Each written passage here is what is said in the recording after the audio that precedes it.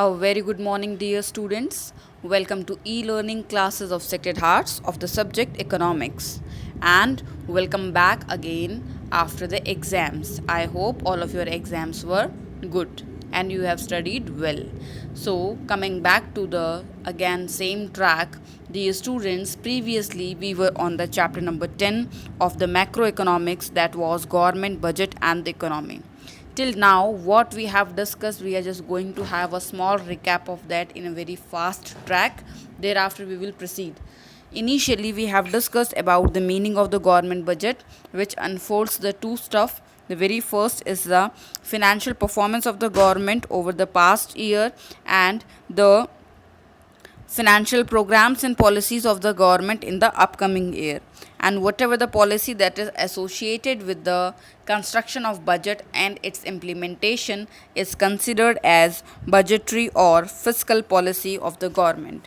Thereafter, we have discussed the different objectives of the government budget, such as the GDP growth, allocation of resources in such a way so that the social welfare can be maximized, provision of public goods such as the administration, such as the parks, such as the roads, etc.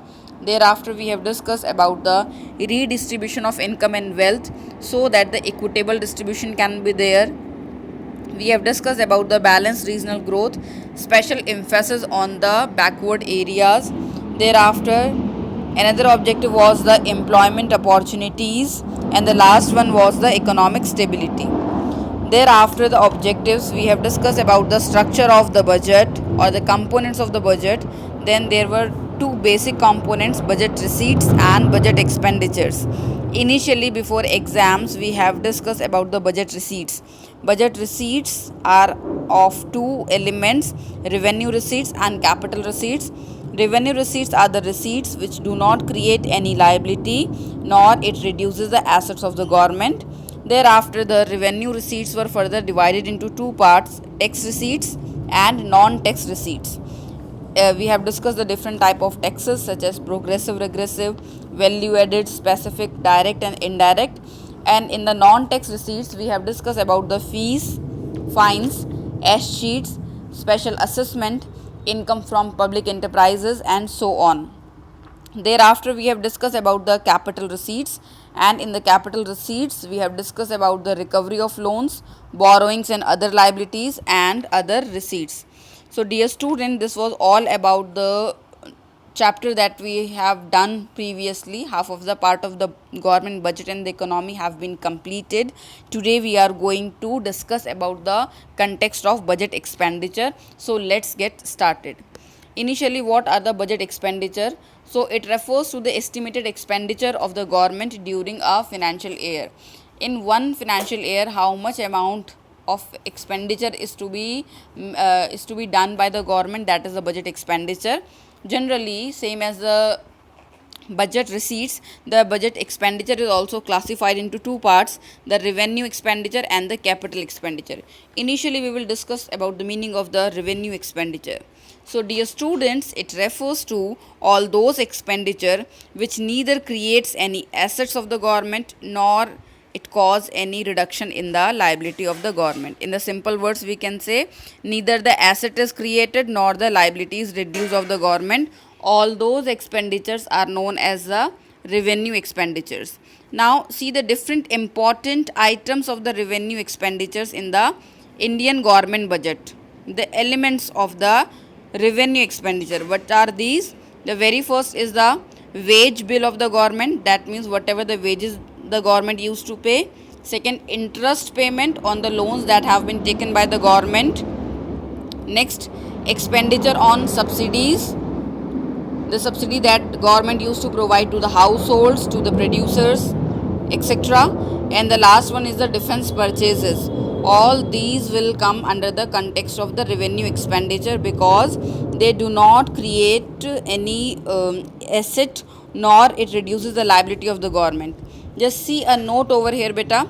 All grants given by center to the state government are treated as revenue expenditure. Whatever the grants that have been given by the central government to the state government, they are always treated as the revenue expenditure, even when some of the grants create the assets, but still it is a clause that it will be created or included under the revenue expenditure.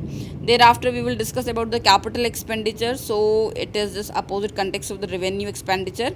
These refers to the expenditures of the government in a financial year which either creates assets or reduces the liability of the government. That means either the asset will be increased or the liability of the government will be decreased. And what are the different important elements of the capital expenditure in the Indian government budget? See the points. The very first is the expenditure on land and building. Whatever the expenditure government is making on the land and building, the expenditure on machinery and equipment, purchase of shares, and loans by the central government to the state government. All these heads either create assets or reduces the liability of the government. Now there is another classification about the expenditure or the budget expenditure, that is planned and non-planned expenditures. What are the planned expenditures? These are the expenditures which are related to specified plans and programs of the government and assistance of the central government to the state government.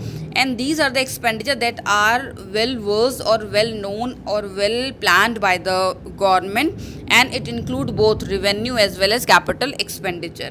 Thereafter the non-plan expenditures are there.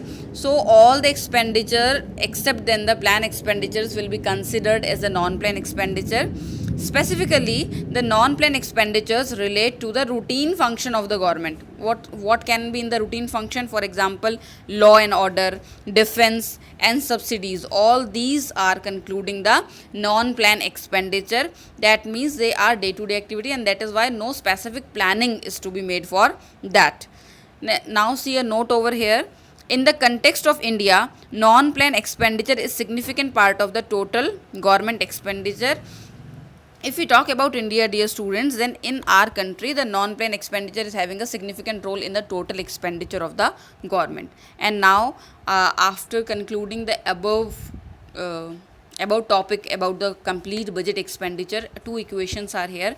The very first is the budget expenditure is equals to whatever the expenditure on the revenue expenditure and whatever the expenditure in the context of capital will be added. So budget expenditure is equals to revenue expenditure plus capital expenditure.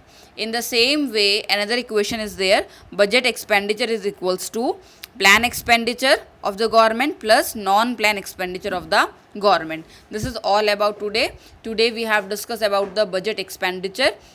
We have discussed its two parts: the revenue expenditure, capital expenditure, and the equation of budget expenditure. God bless you all.